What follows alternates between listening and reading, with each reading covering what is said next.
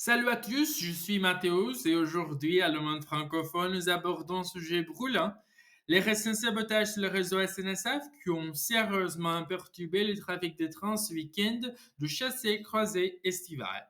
Alors que des milliers de voyageurs se déplacent pour les vacances et les Jeux olympiques 2024 à Paris, une attaque coordonnée a mis à mal l'une des principales artères de transport de la France. Voyons ensemble les détails de cette attaque et ses conséquences.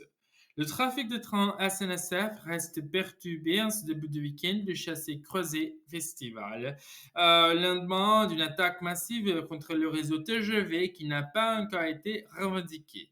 Cette TGV Sud-10 en moyenne circulaire samedi sur les axes nord, Bretagne et sud-ouest, avec des retards moyens d'une à 2 heures, a annoncé le groupe ferroviaire. Dans la nuit de jeudi à vendredi, des câbles fibre optique essentiels à la transmission des informations de sécurité pour les conducteurs ont été coupés et incendiés à divers endroits du réseau. Cette opération, qualifiée de bien préparée par une source proche de l'enquête, a perturbé le trafic, créé le pagaille dans les gares, notamment amont de la cérémonie d'ouverture des Jeux olympiques 2024 à Paris. Une enquête a été ouverte par le parquet de Paris pour détérioration de biens, atteinte à un système de traitement automatisé de données et association de malfaiteurs.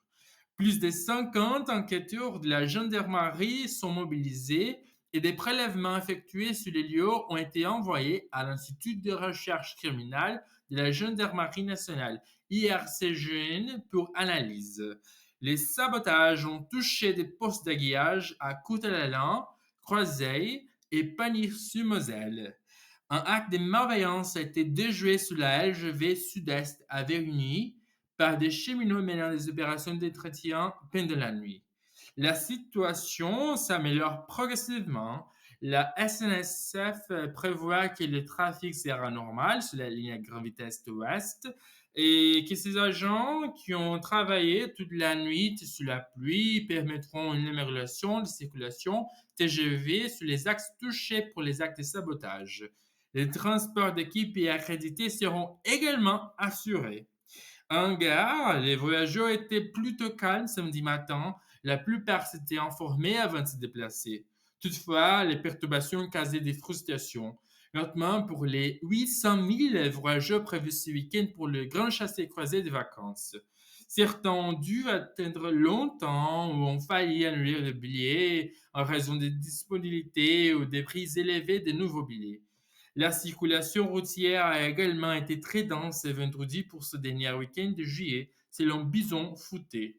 Des sabotages similaires avaient eu lieu l'an dernier en Allemagne ou sur le LGV Est en janvier 2023.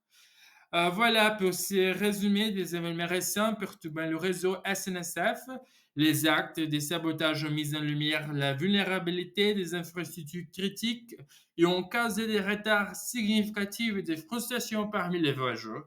Alors que l'enquête se poursuit pour identifier les responsables et prévenir des futurs incidents, la SNSF en France et ses équipes continuent de travailler sans relâche pour rétablir la situation.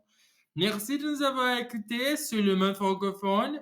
À bientôt pour plus de nouvelles et des analyses.